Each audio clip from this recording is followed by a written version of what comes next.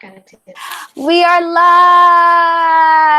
Welcome to the live show discussion for Clockwork Prince by Cassandra Clare, which is the second book in the Dark Artifice. No, it's not. Oh my God. Every single time I say the Dark Artifices instead of the Infernal Devices. Second book in the Infernal Devices series. If you don't know, I am hosting a year-long read-along for the Shadowhunter Chronicles by Cassandra Clare. There is information on the dates I'm supposed to be reading them, but I'm a little behind. And also information that you can just find out about the readathon in general. But today I have some lovely co-hosts here with me, and we have another one that is hopefully going to pop in throughout the live show if she can get the Google Hangouts working. But if you don't know me, we're going to just start with introductions. We're going to keep it non-spoilery for the first few minutes, and then we will be going into spoilers. But if you don't know me, I am Emma from the channel emmmabooks. You're on my channel right now. And this is, oh goodness, I thought it was my 9th, but that's how many times I've read the Mortal Instruments. I think this is my 3rd or 4th time reading the Dark Artifices. I'm not sure. I think it might be the 4th. The Infernal Devices. What did I just say? You said the Dark Artifices. Oh my God. I don't even realize I do it. Wow, I hate myself. Okay. Yeah, this is my 4th time reading the Infernal Devices. And I think this was honestly my favorite reread yet. I gave it 5 out of 5 stars, and I gave it 3 stars the first time I read it.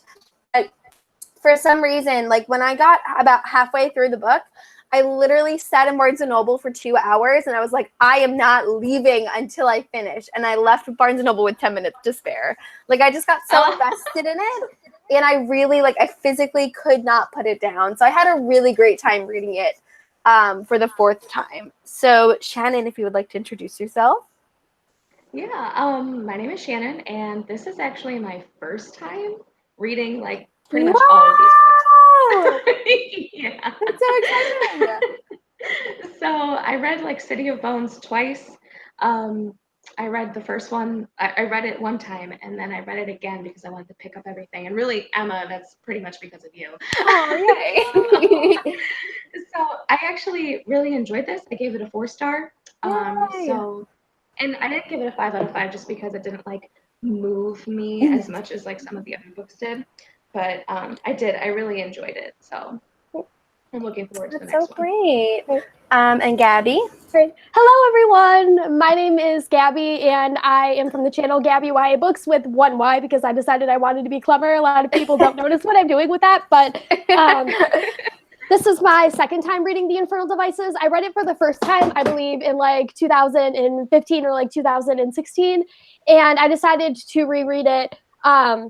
Actually, not this time around, but I reread the whole series last year after going through high school and being really stressed out and going back to it.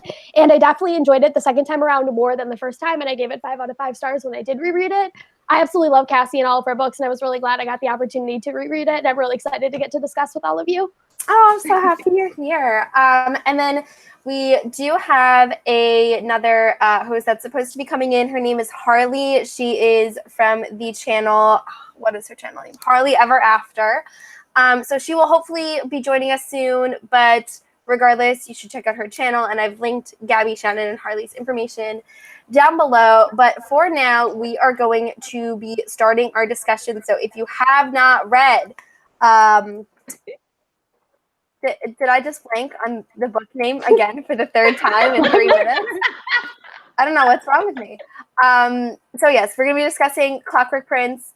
If you have not read it yet, you should probably get out of here because we're going to spoil you. And just as a note to my co-host and to my viewers, this is a strictly Clockwork Prince discussion, so we can only talk about Clockwork Prince and Clockwork Angel. No Clockwork Princess spoilers, and no books further on in any other series spoilers. Just to be clear, because we're all at different stages in a readathon and our reading journey with this super long series. So if you guys have any questions that you would like to ask, or if you would just like to contribute to the discussion, you can use the chat bar on the side of YouTube. But feel free to send your questions together if you'd like, or if any of my co-hosts have any topics, feel free to bring them up. I am curious how you guys feel about the progression of the relationships in this one, because things start to change. Yeah, Things change in this one. So what do you guys A think? very strong opinion about one specific thing. Go for it. Let it all out. Okay. So it's regarding the engagement. Okay. And my strong opinion is that, Tessa, why are you doing this? Like, okay, let me just say I love Jem. And like, I would be Team Jem for myself, but I feel like I'm Team William for her specifically. Like for Tessa, like William's better for her in general. But like, she very clearly is only marrying him out of obligation, not because she's in love with him. Like, she's in love with William and she loves Jem, but she's like marrying Jem because she already said yes. And it's just like, no, girl, that's not why you marry someone. Come on. So that was like a very strong opinion. It's like one of the things that I remember the most about this book.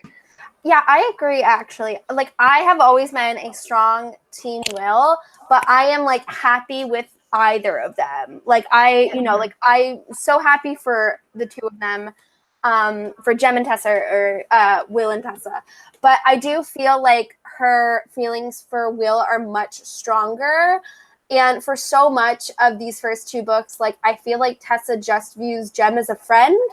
And she's just like attracted to him. Like, I feel like she's starting to love him, but I just don't think that it's anywhere near as much as Jem loves her. And it makes me a little uncomfortable because it doesn't feel equal. And I feel it's a little unfair to Jem, especially like she acknowledges that she has feelings for Will, but she's still marrying Jem. And I definitely agree. It's like, it makes me a little like uncomfy because I'm like, girl, be like, you gotta be 100% in. You can't be 50-50 if you're gonna marry someone. Exactly, 100% commitment. Come on.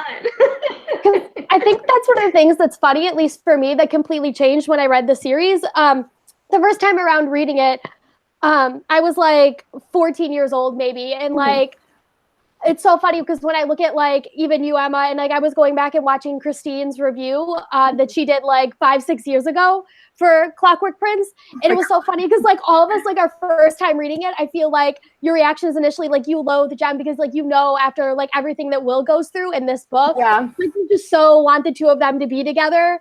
And you just hate Jem in that moment because you just know like that Will and Tessa are good for each other.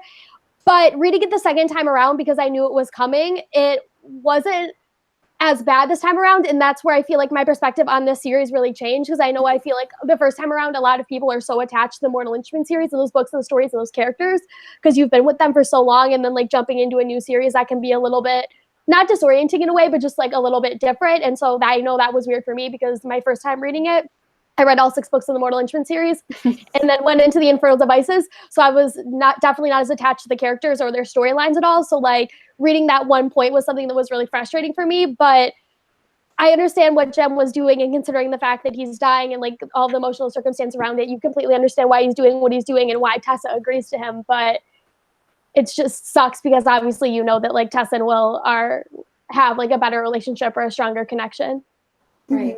And it was just so heartbreaking. Oh, I'm sorry, Emma, go ahead. No, I was just going to point out, Ashley versus the Bookish Agenda says Tessa is not 100% committed to either one of them. And that's a really good point. Like, I feel like that's true. A lot of us are like, it's Will that she's in love with. But she is also in love with Jem. And those feelings are true.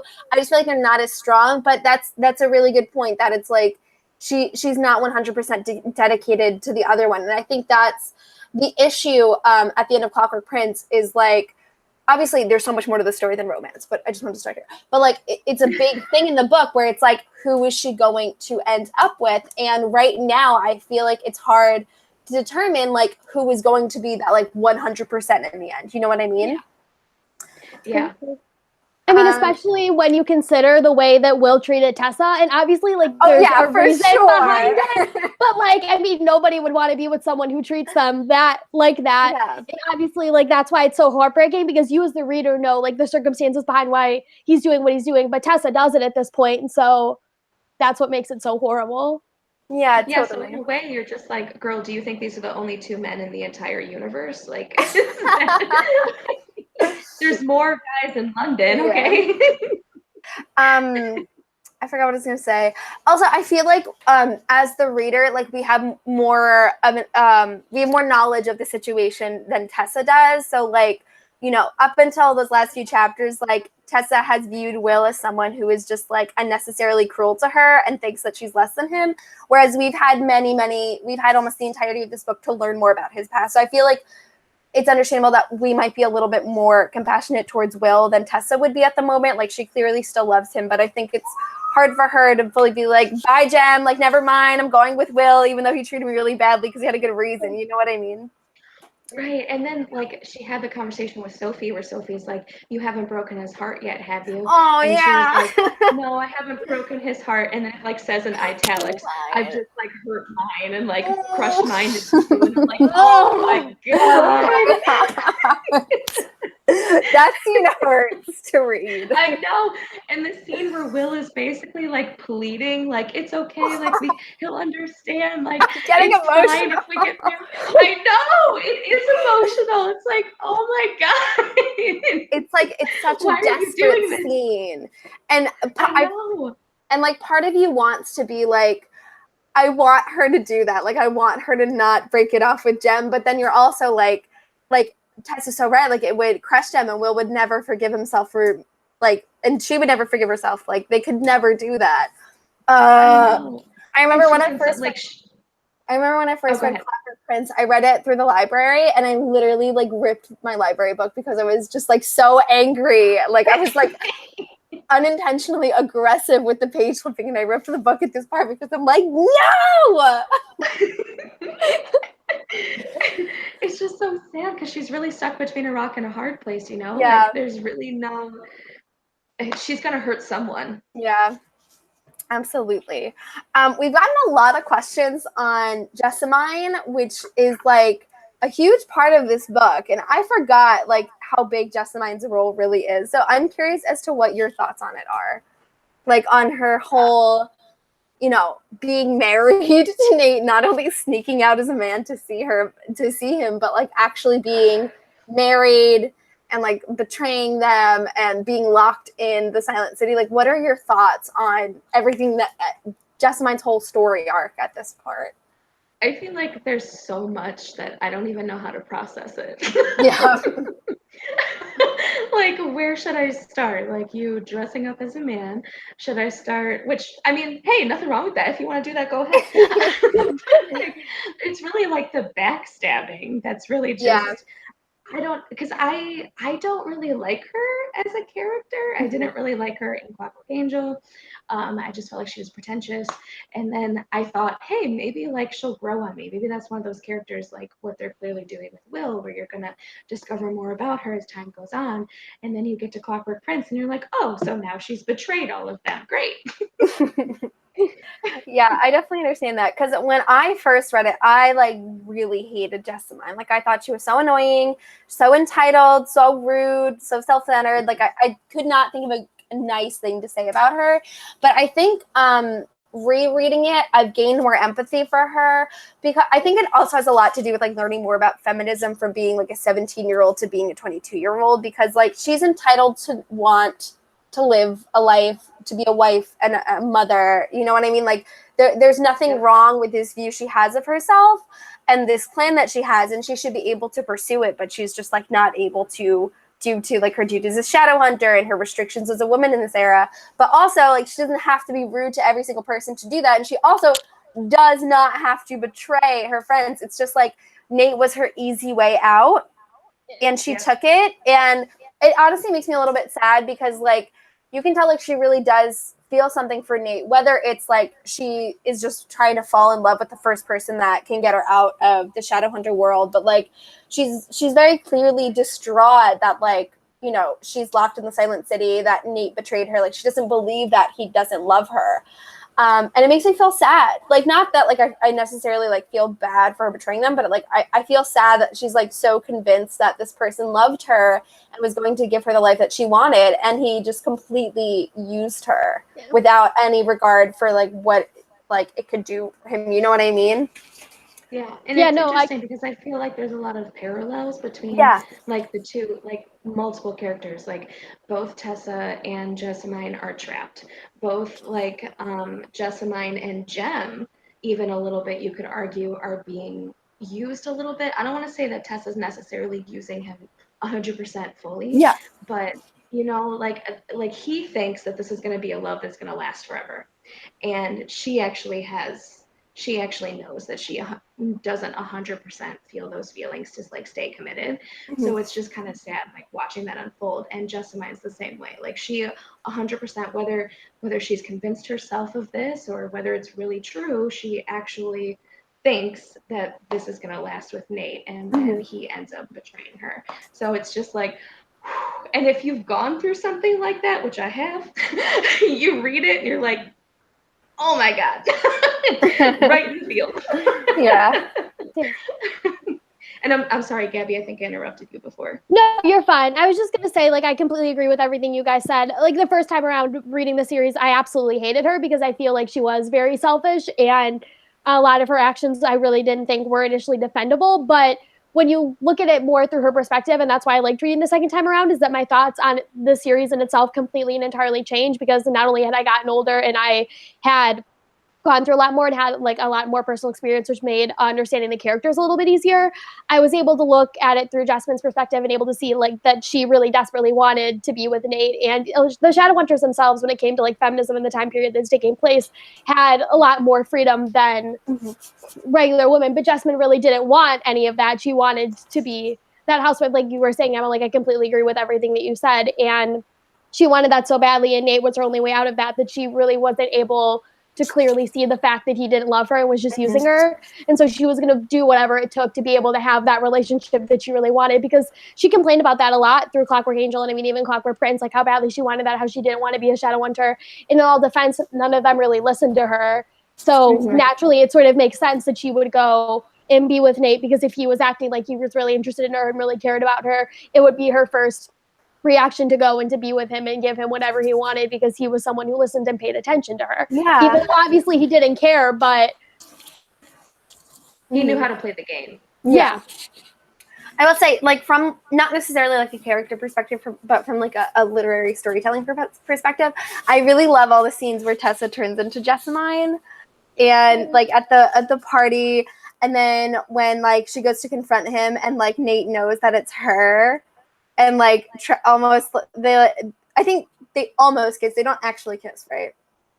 No, I don't think so. I think they like almost kissed, and then Nate is like, I just wanted to see how far you would go, and I'm like, ah. Like I think the role Jessamine played in this story is really, really interesting, and I think over my past rereads, I didn't appreciate it as much as I did this time around. And also just another touch on like how Cassie just loves to play that brother sister thing. It's true. I was gonna say, how do you guys feel about Sophie in this book? Because I like on the topic of Jessamine, I love when she catches Jessamine catches her with the letter, and then like Sophie just hits her over the head with a mirror and ties her up. She is like a favorite character of mine, and watching her with Gideon and like seeing that kind of blossom and just seeing her whole character arc blossom. It's just like, I love it. It's just one of those, I kind of love like the underdog, right? Like you don't expect this from someone, and then as you're reading, you discover like, oh, actually she's kind of tough. Like she's pretty scrappy. Yeah, she's got a little bit of like a fight in her. Yeah. Like she's feisty, you know what I mean? Yeah. And then she like profusely apologizes immediately after. I know. She's such a great character. She's very, very underrated. Yeah, because I know the first time around, I like really was only reading for like Will, Jem, and Tessa, and then like the second time going in, I had so much more appreciation for all of these other smaller like side characters in a way. And Sophie was one of those characters that I really, really underestimated. There's a really great scene in this book where oh my gosh, Gabriel, it pretty much insults Charlotte. And Oh yeah. do you remember that? And Sophie goes up and just like slaps him straight across the face. And, like, that is like such a badass. So good. Because Charlotte, after everything that Charlotte did for her, like the fact that she's willing to go to that length to defend her is just so wonderful. And I love how much of a badass her character is. And like the like extent and strength that she's able to show in herself, even though like with the scar and everything, like you think she's a character that could be really underestimated and really weak, but she continually proves herself, which I think is really awesome. Yeah, and like speaking, I think Shanna, you mentioned Gideon before. I love them. Like they are just so sweet. Like I know, like okay, like Gideon's like a Lightwood, and he's introduced as like not a like very likable character, but like when you get to see him with Sophie, it is just like so pure. Like he just wants to spend time with her.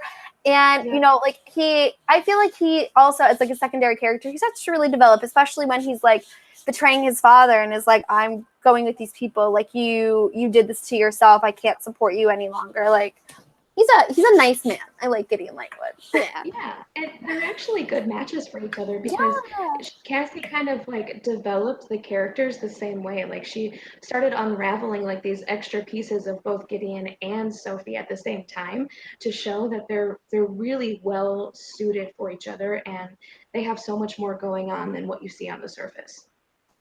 Yeah, I think they are very well suited for each other. Like I feel like there's never any ill intentions between them both. Like Gideon just wants to like show Sophie that he cares, and he just wants her to understand, like, I don't care that you're not a Shadowhunter. I don't care that you're a servant. Like I just want to spend time with you. And then with Sophie, like she just wants to protect herself because she's been harmed so harshly before by other men like of Gideon's status. But she does like start to soften with him, and it's just so cute. They're so cute. And I also love to touch on like the feminism topic and how it's being expressed in this time period. I feel like we have so many different women throughout this whole book that express all these different levels and all these different versions of like what it means to be a woman, and all of them are equally valid and all of them are equally important, but they're just so different, and I absolutely love that. Yeah, I feel like a lot of times because Cassie's characters are usually like paired up with a love interest, and that like her books can be denoted to like just like romance. And I know that Cassie hates that. She's like, these are not romance books; these are fantasy books. And I think like a lot of people like lose the meaning behind the characters and their individual strength and their independence just because they have like a significant other, and that's not immediately validation of like your own personal worth. You know what I mean? Right. Exactly. Characters are just so good. Private Lane asks, what did you guys think about the Lightwood family and history and demon pox and their mother's suicide because of it? I know Christina said before that like she always forgets that the Lightwood mother died by suicide, and I always forget that too. Like I forgot that until she mentioned it. Yeah, I just it's want to wild. mention demon pox and Will singing the demon pox song. It's just I love how he's just like this is like a big deal. Like this is like a big thing to happen in the Shadowhunter world. And Will is like just running around screaming, I told you so. I know. And then Charlotte just turns around and is like, will you quit it? Yeah. I think loved it. I always thought that was like such an interesting addition to just like the scope of the world of Shadowhunters, because obviously like if like demon pox is like an established thing, like this has happened over history, and it's really interesting that like these Shadowhunters who like in their blood they're meant to fight demons and kill demons, and that's like their mandate from heaven, but there are also Shadowhunters who like mingle with them and want to like engage with them in intimate activities. And I just think it's so interesting how like it goes so against what we know of Shadowhunters. Like I think reading the Mortal Instruments, like you would never expect for there to be a Shadowhunter who wanted to use demons in that way. And so I think it really expands upon the just scope of like what exists within the Shadowhunter world, and I think it makes it larger and more realistic that there are types of people like this. Yeah. How do you guys feel about just like the Lightwood family in general? You know what I mean? Like with, Gideon, like leaving his family, Gabriel staying, what happened with Will and Tatiana, right? Is it Tatiana? Yeah. I think so, I yeah. believe so, yes. What do you guys think about that? I think, I mean, oh, go ahead. okay. I was gonna say, like, with Will and Tatiana, it's hard because he goes and reads her diary in front of all these people because she revealed that she had a crush on him. And obviously, like, Will's initial reaction knowing about this curse is, oh my God, this is my worst nightmare. So he's doing it to save her because he's worried that she's going to end up dying. And so when you have that entire perspective, it's hard to sort of, I guess, not decide, but I guess try to sort of like value the situation and sort of determine how in the right Will was. Because I definitely think, like, looking at it face value, Gabriel has every right to be upset about it. Yeah. Because, like, that's his sister. And I mean, he obviously doesn't know the circumstances around it. And obviously, I don't think it was right at all for Will to do. But looking at it through his perspective, he also thinks that he was doing her a favor, which is just so interesting. And I love the way that Cassie writes because she just adds a complexity to so many of these situations within her books. And it's even just like the smallest thing, but you can sit there and contemplate it for hours and you never really have one right answer because it just all depends on whose perspective you're looking from. Yeah, I totally agree. I think with that scene, like, I'm pretty sure it's explained to us before we know about the curse, because like when we know about the curse, that's when like the end of the not so curse is when like the book is ending.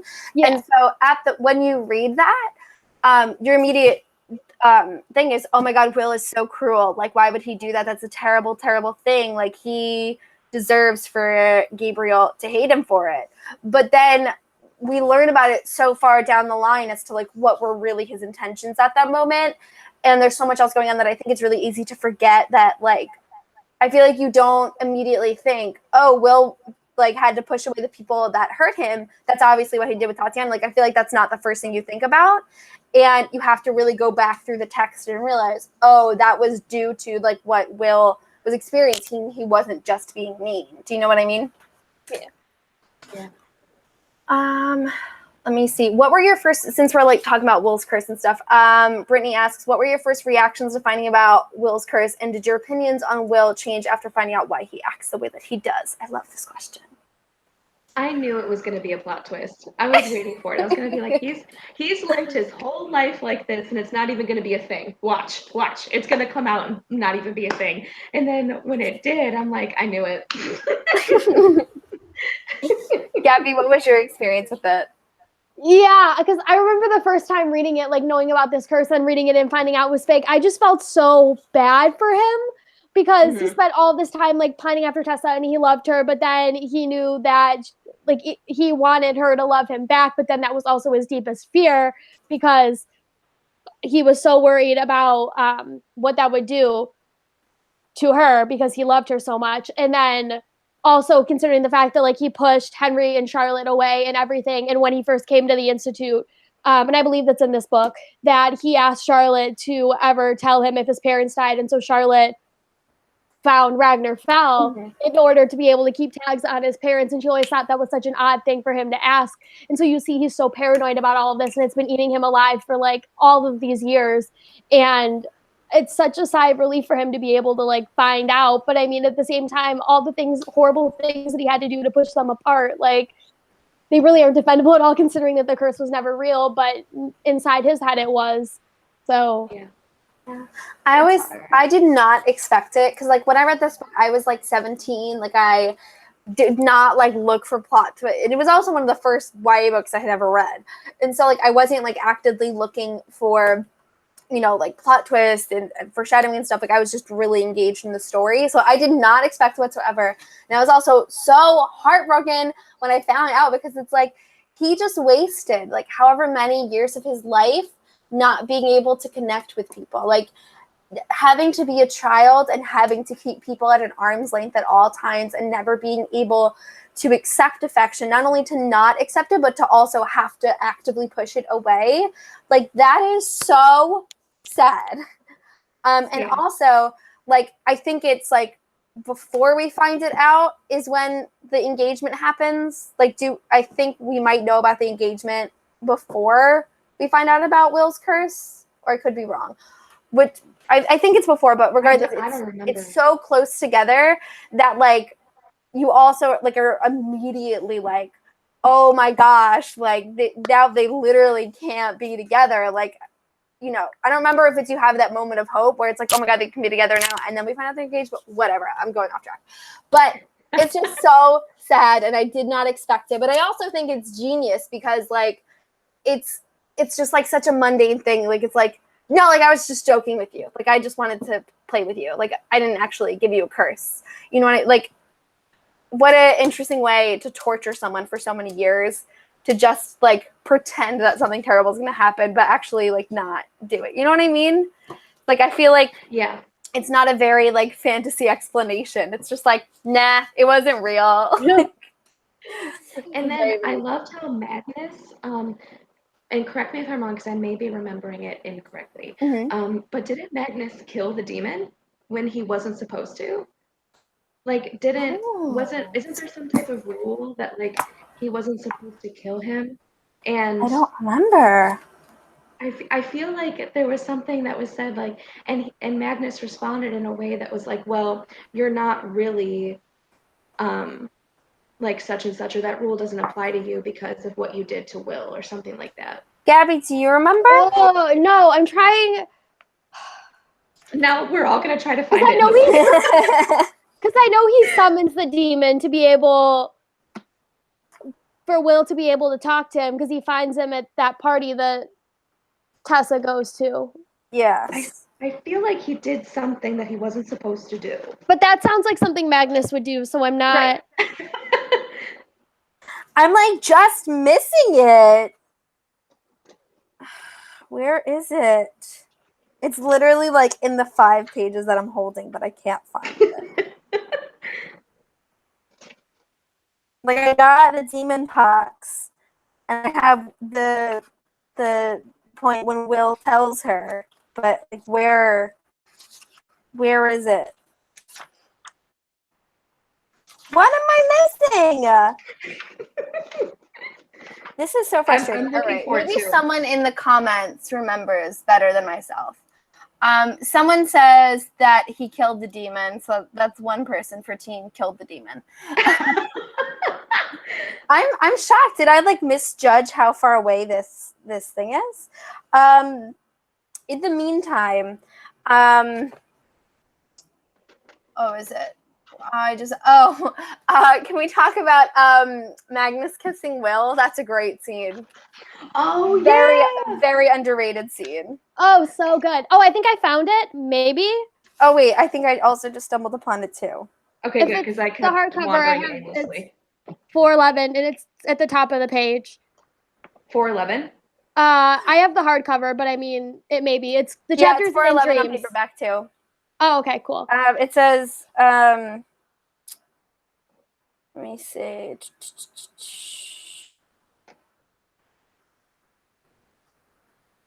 It says, Maribus, you are a blue-skinned bastard, burn and die. The stench of burning demon flesh filled the room, so it's possible. I don't know if it's ever clear. Oh, and the ashes of a dead demon mere feet away. Maybe he did kill him. Yeah, and I thought there was some type of dialogue where Marbus, is that how you pronounce it? Where he said something. It's here. It's somewhere here. I know it. If you guys have any other questions while we're looking for this, feel free to ask. What was I going to say? I love the scene between Magnus and Will. I think it's so funny that Will is just like so delirious that he doesn't know what's going on. And Magnus ends up using him as like a ploy to get Camille away. And just Will does not know what happened. And I think that like Will like remembers some of it and is like, did you kiss me or something? He's like, no, you're dreaming. And like, I wonder if that'll be touched upon in like the last hours or anything. Ooh, that's a funny scene. Huh. Yeah, I'm gonna have to remember that. We have to remember that. But I was glad that Magnus got rid of oh my gosh, they got rid of Camille. Oh, thank God. He is the worst. Yeah, I hate Camille. Agreed. I think it's been interesting for me because this is my first time reading the books in chronological order. So, or like publication order. And so this is my first time where I met Camille before in the Infernal Devices before I met her in City of Fallen Angels. So it's interesting to have that context and then to go right into it where like, because it goes Clockwork Prince and then City of Lost Souls, and as I'm reading City of Lost Souls now, like I have like a different perspective on her because I have like this breakup so fresh in my mind, and it's just really interesting. The first time that I read it, I did all the Mortal Instruments series and then all of the Infernal Devices, and then I went back last year and reread them in publication order, and it's a definitely very different experience, and I would recommend to people who are reading it for the first time to read it in publication order because I think you get more out of it that way. Mm-hmm. It's really interesting. Pred Book Lion, thoughts on Charlotte, who is like 24? I always forget that Charlotte is so young. I know. Like, I'm almost 24. Like, that's scary to think that, like, I'm almost 30 and I couldn't run an institute, so. She's such a mom to both like Will and Jem, and so that makes her seem so much older and so much more like an adult figure. And so I've always pictured her that way, and it's so weird to like remember that she's 24 because it just doesn't feel that way at all. But that's the thing that I think makes like what oh my gosh, Benedict Lightwood does like in the series so horrible, and that's why I sort of picture her more as an adult, is because like the way he challenges her authority and like the way that she still manages to like rise above all of that and even then like end up besting him, like just makes her seem so much older and wiser than she actually is. Yeah, and I think it's interesting because like, you know, she's always looked down upon for being a woman in like that time period in the clave. Like they obviously don't respect women as much as, you know what I mean? Like they're not equal to men. And so like that's definitely the primary focus of it. But like she's also so young and having to deal with all of this on her shoulders, not only like being a woman, but also being a young woman. I think it's like so interesting. Also, on the topic of Charlotte and Henry are so. I was just gonna say that. I loved it. I loved like learning that they actually did love each other, because like up until that point you weren't sure. Like they were making it sound like maybe this was just another situation where, you know, they were just in it just to be in it and it wasn't actually love between the two of them. And then Henry's just like, what are you talking about? Of course I love you. And then Charlotte's like, well, what are you talking about? Of course I love you. And I'm like, you know, if everyone would just communicate. That's not a very common thing in Cassie's books. I know. Oh my gosh. If everyone would just communicate and talk about their feelings. What was I gonna say? I also love how like it's the scene with the automaton, I believe, where like Henry just like throws himself at it to protect Charlotte. I'm like, so cute. Yeah. I love them so much. They're adorable, and I'm so happy. I feel like I have a greater appreciation for their relationship after this read. Yeah. And they're gonna have a baby because they that in the end of the episode. I just think it's like Buford. Yeah. Oh, it's gonna be so cute. I think it's so exciting because I don't know if you get into it yet. You find out. Do you? I don't know if I want to say it because I'm not sure if you find out in this book or not. I think you do. That you find out that Charlotte is a Fairchild, right? Yes? Yes. Okay, cool. Yes.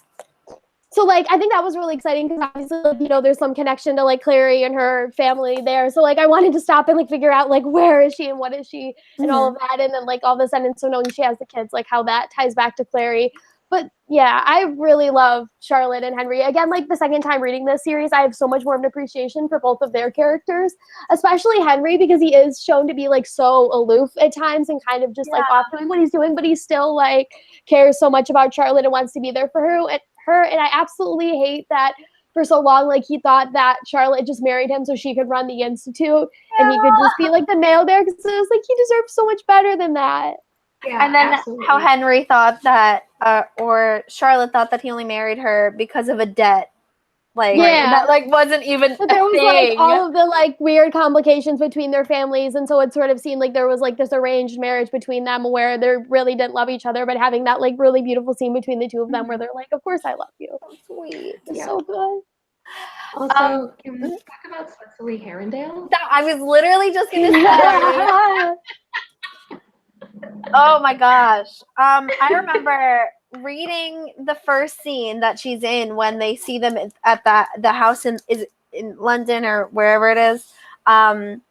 When they go to the house and then there's like the automaton because they moved into Mortmain's house. I forgot about that, and like I've read this book 4 times and I forgot about that. I was like, oh my god, what? Yep. Like it was like so wild to like have that thing from Will's past like be like so in front of all of them and him have to deal with that, and then the ending. Oh my god, the ending. Oh my gosh. The ending has to be so shook up. I don't know what happens next since this is the first time reading everything. So I'm just kind of like, well, how is this going to play out? Like, what's going to happen here? Because now he can try to reconnect with her if he wants to, because now he knows that the curse is not actually a thing. Mm-hmm. So if she would even let him, because like, who knows how she feels about it, you know? Yeah, I think it was just like such a great way to end off the book because like we have all of the things like going on with like Jem, Tessa, and Will, you know, like obviously we still have the Mortmain thing going on, but I feel like that's not even the main problem at the end of the book. Like we have Tessa marrying Jem. We have Will knowing that like the past, like however many years of his life have been a lie. And Tessa knows that he loves her and that she loves him, but she can't be with him because she's with Jem. And then on top of all of that, Cecily just arrives and is like, I'm here to be a Shadowhunter. Yep. So good. It was just such a great way to end because like you're just like starting to process the fact that like Tessa and Jem are getting married and Will loves her and can't do anything about it. And then just like this bomb drops in the last sentence. Oh my god, it's so good. It's so good. Gabby, what do you think about Cecily? Like I think obviously you see a lot of her in Clockwork Princess, and so it's hard to like make judgments on her character now, but like having read the entire series, I do adore Cecily. And it was funny because like I said, I was going back and watching Christine's video, and when Cecily showed up, she was thinking like, will her and Jem end up together so that Will and Tessa can end up together? And like all the theories that people first thought like when the book came out, I thought was really funny. But I think it's interesting because like her showing up there wanting to be a Shadowhunter, like that's what Will did several years ago, or like when he first showed up. And so I feel like, you know, you could assume that there's going to be, like, if you haven't read Clockwork Princess yet, you can assume that there's going to be some parallels there. It's going to be interesting to see what Will's reaction is to all of that. And knowing that he's very protective, like at least of Tessa, and cares a lot about her. And now that he can freely show his emotions, like you're going to assume that he's probably going to be protective of Cecily. And that's interesting to see. But she's a good character once you get to meet her, like really fully see her. Yeah. Also, I wanted to talk about this one scene because I always forget about it when I reread it. When Tessa and Jem have their like first like real intimate moment, and they're just like going at each other in Jem's room, and then he spills the Infen and is like, I don't want you to see me grubbing for this drug that I need to keep me alive. Like that really hurt me because not like, first of all, that's the second time that Tessa's been pushed away from a guy after kissing him. Obviously this is not Jem's fault, but it's just really like emotional for me to think about, like, you know, like Jem like views himself as someone who's ill, someone who's an addict, and his insecurities about it like really came through in that scene, and it's really hard to like come to terms with for me. Like it makes you really, really sad. And like that great moment for Jem where he's like so happy that he's finally kissing Tessa, and like this means that they might be together. And it's like everything else in his life, it's plagued by the Infen. Oh my gosh, Harley's here! Hi, Harley. Oh my goodness, it was so good. I'm so sorry it took you so long, but feel free to introduce yourself and your channel and everything while you're here. Hi guys, my name is Harley. My channel is Hardly Ever After. I talk about movies, books, TV, and Disney. So yeah. Oh, I'm so happy you got to come. So right now we're just talking about like the scene between Jem and Tessa when they kiss for the first time, and then Jem spills the yin-fen and he has to like rub for it on the floor and turns her away because he doesn't want her to see him like that. Also, on the topic of yin-fen, how do you guys feel about the scene where Will goes to the opium den? Is it what the yin-fen den, whatever it's called? How do you guys feel about that scene? I mean, I understood why he did it, but I also understood why later on, like, Tessa got mad at him and was like, that was really insensitive, because like you say that you love Jem and that you really care about him, and you had to know how watching someone that Jem cares about, like, purposely take this drug that is like making Jem lose his life would have an effect on him. I mean, when I was first reading it, I wasn't even thinking about any of that. I wasn't even assuming that Will was, that he wasn't thinking about Jem or that he was being insensitive. But when she pointed that out, I was like, oh yeah, I guess you're right. that is pretty insensitive. Yeah, it always really bothers me because, like, okay, honestly, we all know that Will does not have the best coping strategies. Right. And so, like, I got, like, he's feeling so emotional and there's so much turmoil in him. And it hurts, but, like, I 100% agree with Jem and Tessa. Like, it was so insensitive to not, like, he did not think about Jem at all. And that's the thing that's hard. It's not the fact that he just took it, it's the fact that he didn't even think about how it would affect Jem, about how his best friend, his brother, his parabatai is willingly getting involved in this drug that has destroyed his life, and like he's not even a thought in that process, and that really upset me. Like, it makes me really sad to know that like this is something that is so painful for Jem, and like Will like didn't think about it despite knowing like how terrible it is for Jem. So like I don't blame Will for like being very upset and looking for an escape, but it just like sucks so much. And I love that Jem stood up for himself. Yes. Harley, do you have any input? Yeah.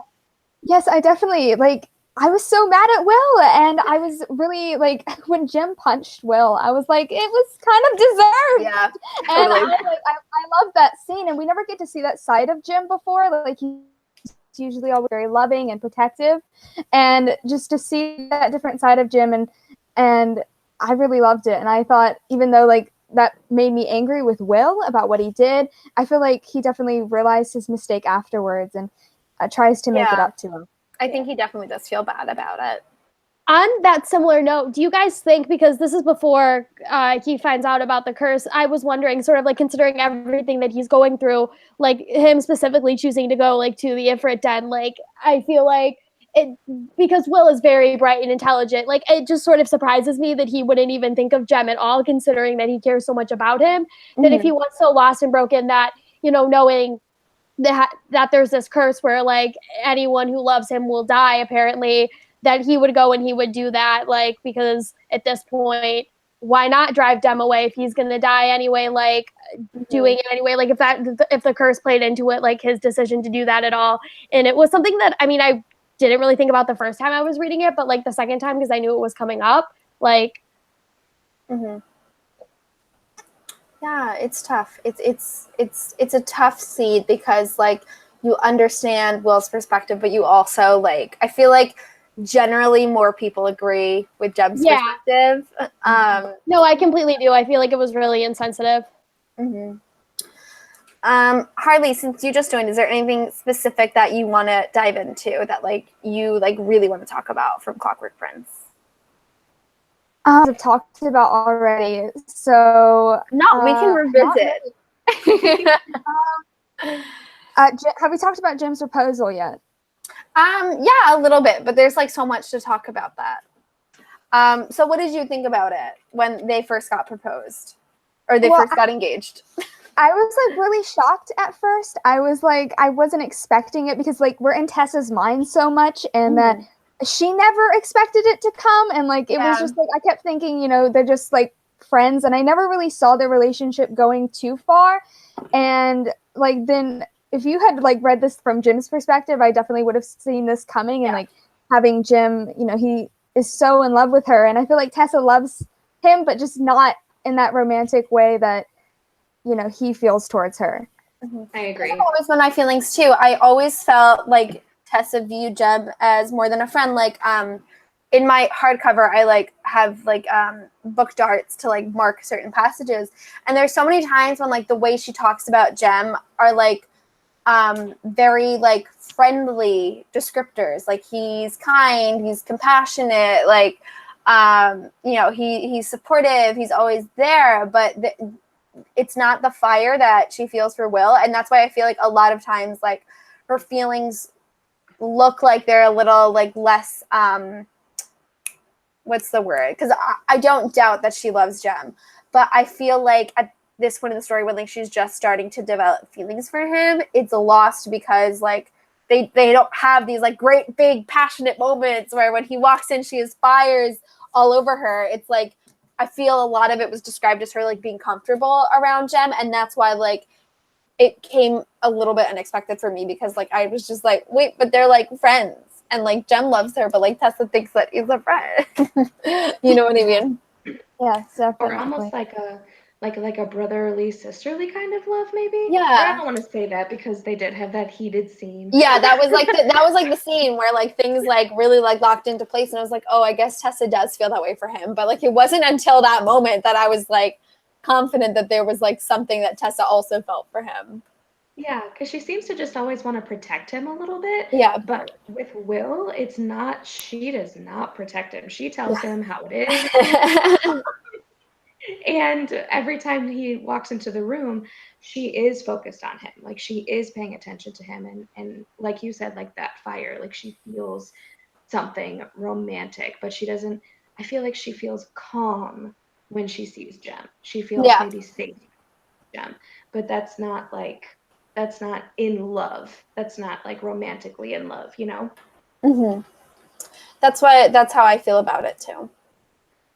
Gabby, what do you think about it? About like how Tessa's feelings come across. Like, yeah, I don't really feel like I completely agree with what you guys said, that she loves Jem the way that she loves Will. I can definitely think that there's a clear difference there, especially considering there's that one scene between Will and Tessa that where Tessa is disguised as Jessamine, and then they drink that juice and she starts to like turn back into herself, and they have this like really passionate moment. Like I feel like that, like the emotions and like everything that happens there feels so much stronger than it does with that one moment with Jem, that you can just tell the two of them fit so perfectly together. And I feel like it's just because they have very similar personalities in a way. I totally agree. And obviously, like, Tessa wants to blame it on this juice that you drank because it's supposed to make them do things that they're not normally supposed to do. But we all know that both of them clearly, like, that was deeply inside both of them. Like, that was something that was mutual there. Like, there was truth there. They can blame it on that all they want. It's not true. Yeah. I definitely think, like, as the story progresses, like, Tessa does develop more feelings for Jem. And I feel like that's the thing is, like, across the book, whereas like we're evident, like I feel like she didn't have a lot of feelings for Jem in the first book. I don't know if you guys feel the same way, but I feel like it's in Clockwork Prince that she really starts to love him, and then we have to see how that develops in Clockwork Prince, or Clockwork Prince. I can't do book titles today. How that progresses in Clockwork Princess now that they're engaged and they're getting married, and with this knowledge of like her loving both of them. Yeah. I think we're getting ready to head off soon. So if you guys have any more questions, feel free to leave them below. We've gotten a few questions on Bridget. So how do you guys feel about Bridget? Yes, I wanted to talk about her. How do you guys feel about Bridget?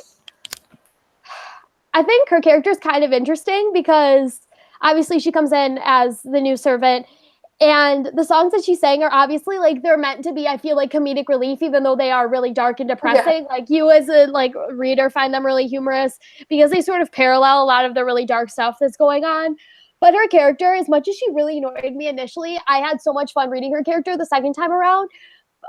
Particularly because I knew so much more about the world and like the story, and I knew where certain things were going, that I could like look back on the series and I had a different perspective than I did the first time around because I knew everything that had happened after. But Bridget's an interesting character. She's fun. Obviously, like I can understand how the other characters would be annoyed by her, and if I had to live with her, I would be super annoyed by her. But I think she's funny to read about.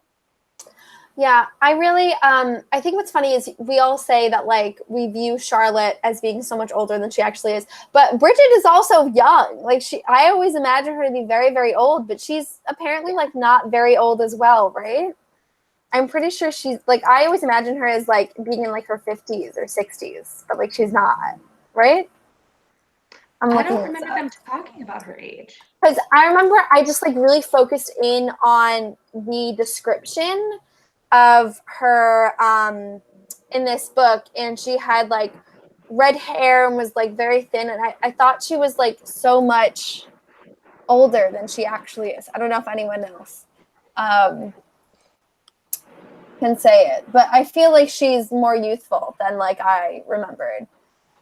Yeah, Christina says that she's young too. Oh, something else we can talk about. We didn't talk about this.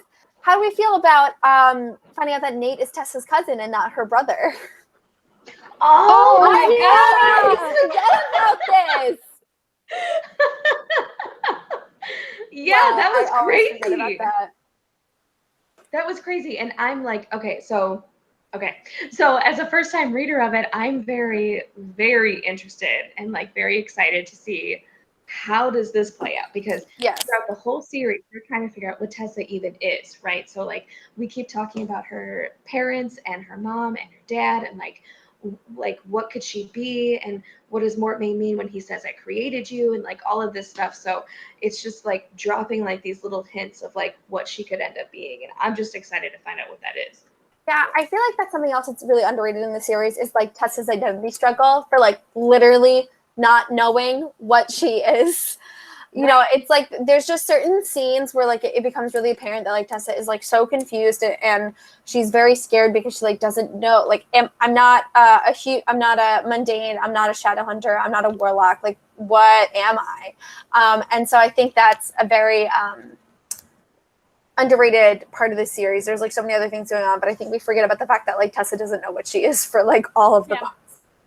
And I think that's kind of like interesting in a way, because it sort of parallels the fact that like as a teenager, because she's like what, 16, 17, like it's a why story that like teenagers themselves are going through that struggle of like figuring out their own identity and trying to be who they are. So not only like does she have that, well, I mean, you could assume that she obviously has that being like a teenager, but having to have the actual literal identity crisis of not knowing like who she truly is just like one extra layer on top of the mess that is the series and the horrible stuff that Cassie puts her characters through. They all have so many problems. Yeah. They're just all so messed up. They all need intensive therapy. Yeah. Harley, how do you feel about Nate being her cousin? Someone just mentioned Nate having killed his mother, not his aunt. So like I was really shocked by that. Yeah, I was really shocked that, I mean, I kind of figured that maybe like they weren't related as like the brother and sister, like they said. But when he said he killed like his mother, I was really like thrown off by him. And then that was like the turning, like I always knew he was evil, but like that was the turning point where I was like, wow, Nate is like a horrible person. And like, it's kind of sad to see how Tessa like at his death, she's just kind of like, she's sad, but like I don't know, her emotions are just raw, and it hurts to see her go through that. Yeah, it's really tough. I also, like, I never expected them not to be siblings. Like, I just thought that Nate was, like, a piece of trash and, like, really, like, disregarded Tessa, like, as a sister. Like, I just thought he was treating her terribly. But it's interesting because, like, on top of everything, like, he's also, like, she's not my, like, it's not just the fact that, like, she's not a mundane like him, like he's also like not her sister, like he lays no claim to her. And so I think that's part of what makes it so easy for him to betray her, is that like he's like, you're not even like my relative, like we're relatives, but like you're not like my sister, like and I just think it's really interesting to like have that bit of knowledge on top of everything else that Nate does. You know what I mean? So then that brings up like who really is Tessa and like who is like her parentage. I haven't read. This is my first time reading it, so I don't know. Oh my goodness! You and Shannon both. I love having people who read the books for the first time in the live shows because it's always like, you have so much more in store. Okay. And I've already been spoiled for things because you accidentally get spoiled sometimes, but Yeah, I'm still gonna read. yeah, definitely. Don't. There's still so much to go, even if you do get spoiled. Yeah. So I don't know if you guys have any last minute questions, but I think we can maybe discuss one more before One thing heading out. Uh-huh. that I wanted to bring up was Mortimer, like his adoptive parents, that they were warlocks, like Oh, John that's a Shade good point. and Anne Shade, and like sort of the circumstances that happened with him and Aloya Starkweather and that whole scene. Oh, that's a very interesting scene too. What do you guys think about that? About Bane's family and the fact that they were warlocks and that they were like wrongfully killed and such. What do you guys think about that? I definitely think that honestly gives. forgot about it. Yeah, I did too, but like I honestly think that gives Mortmain like a motive almost, and it makes you feel kind of sorry for him, but then again, all the things he's done is just, I don't know, it was different, and I didn't expect that at all because you never see like warlocks adopting children, so that was just very different, and I enjoyed that little background to Mortmain. I think it's interesting because the only other time we have that experience is in book 1 when Madame Dorothea, she says her mother was a warlock, right? And so it's interesting because like that's like such an offhanded comment and like it's never revisited. And then we have like the development of like what happens to children of warlocks. So I think that's an interesting point that like it's not like spoken about a lot, but it is something that like has been like so briefly touched on before, but there's like a lot more development into it now. I also think it's so interesting that like a lot of it is motivated, or at least at this point in the story, we believe a lot of it is motivated by his parents being killed by the Clave. You know what I mean? Like a lot of this, at least at this point, we believe that it's like attributed to like revenge. You know what I mean? So I think it's really interesting. Yeah. So I think that really concludes this live show. So thank you guys so much for watching and participating in this discussion because I had so much fun talking about this with you. I'm so happy I like enjoyed Clockwork Prince more this time around and I was able to like really gush about it because it feels so good to just gush about Cassie's book. Because I think that's the thing is that Clockwork Prince, for me at least, like with this entire series, is I feel like the first time reading it around, it's one of those that I feel like is hard to get into at first initially, talking to a lot of people who've like been with the series for a long period of time, that like the first time you read it, I like was sort of iffy about it. And I know like obviously what your experience was, Emma, but reading it the second time around, I feel like is so different because you grow with the story and the characters so much more. And maybe it's just because you get to see more of them as like the Shadowhunter Chronicles expands. And so that makes it a little bit easier because you're with the characters more. But I always like rereading it because you get to grow so much more and there's so many more things you notice the second time around. Yeah, definitely. I totally agree with that. This book, it's been my favorite like Cassie Clare book so far. Oh, that's so great. Yeah, and I really enjoyed it. I love all the angst and I love the love triangle. Like I love them all. Like I don't ship one or the other. I like love the love triangle. I ship the love triangle. Mm-hmm. And I love it. I've really enjoyed it so far. Oh, I'm so happy to hear that. So I think that really concludes the live show discussion for this book. The next live show we're going to be having is for City of Lost Souls, which is book 5 in the Mortal Instruments. Hopefully we're going to have that one soon and get back on track. But thank you guys for watching and participating in the discussion. Thank you to my lovely co-hosts. Again, if you want to check out any of Gabby, Harley, or Shannon's information and their channels and Twitters down below, definitely go check them out. But that concludes this live show, and I will see you guys soon for the next one. Bye! Bye.